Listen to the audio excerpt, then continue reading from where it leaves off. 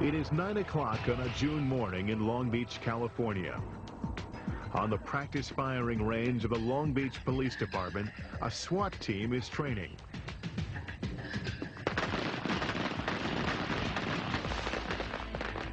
But these are not local police SWAT officers. 5 front, 5 wings, 12 seconds. They are all FBI special agents. One of 9 enhanced SWAT teams that the FBI keeps ready throughout the nation. While local police or sheriff's department SWAT teams handle cases within their communities, FBI units are always available for backup. In cases involving terrorism or federal facilities, FBI teams have jurisdiction. As might be expected, FBI SWAT agents are equipped with state-of-the-art weaponry and protection. In the FBI SWAT program, all the operators pretty much have a standard uniform. They wear a Nomex flight suit. They have what we call a sub-fighting load, which carries a .45 caliber single-action pistol. The MP5 that we have is a 10mm version. We have an aim point sighting device. The idea of that is when operators are going into an environment, they can keep both eyes open. There is no such thing in the world of SWAT as too much practice. You guys go up, just movement, fire, you go dry, transition. Got it? Got it. Okay. No one knows better than Doug Kane, who was involved in one of the FBI's most daring yet successful SWAT operations.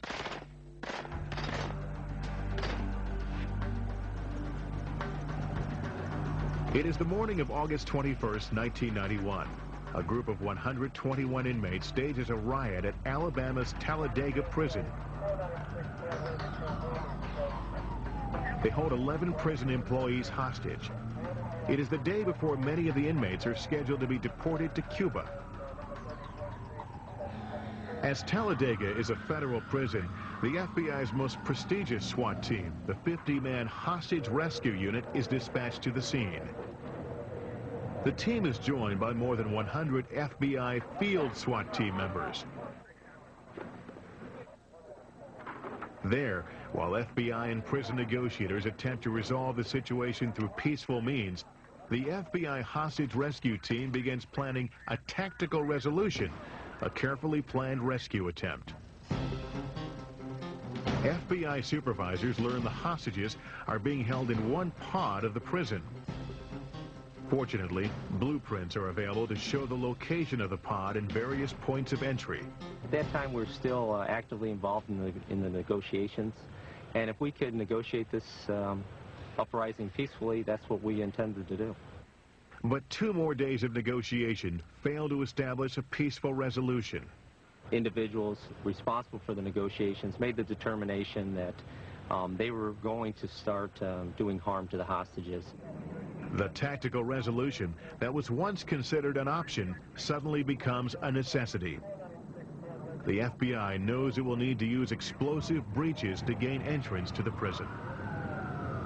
So the breachers immediately began practicing and rehearsing, trying to determine exactly what type of charge would be necessary to penetrate, how would we deploy the teams inside, and how would we quickly get to the hostages and rescue them from any further harm.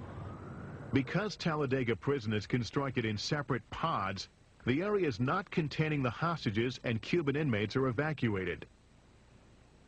The FBI hostage rescue team moves into an empty pod to rehearse its rescue plan. There were 3 access points, and the way the plan was initially prepared, we figured that these 2 doors would be breached first, and then we would get in through the middle door and get to the hostages in a fairly timely manner. After receiving approval from the U.S. Attorney General, the FBI team goes into action. Our negotiations had kind of set it up that they would be recontacted in the future, and the hostage takers felt pretty confident that, you know, they could get some sleep now without any interruption. Shortly before 4 a.m. on August 31st, more than 150 FBI SWAT team members make their move. An FBI cameraman records the action. Once we initiated those breaches, we could operate for the next 30 to 40 seconds without much resistance. Even though they tried to confront several of the operators with makeshift bow and arrows and edged weapons and so forth, they were overwhelmed. Within 3 minutes, we had put over 100 SWAT team members inside the prison, secured all the inmates back into cells, and evacuated the hostages. During the SWAT rescue, not a single shot is fired, and no one is injured.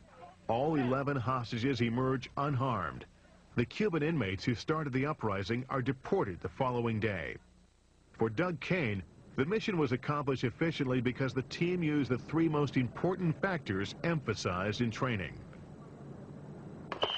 Speed, we try to move as quickly as we can. Surprise, we try to get in there as quickly as we can when they're least expecting it. And the last is what we term violence of action, and that's just strong, aggressive movement, utilizing flash sound diversionary devices or explosive breaching when we do that. When we come back, thousands of rounds were exchanged. One cop said it is a war. This was the largest gunfight in law enforcement history up till that time.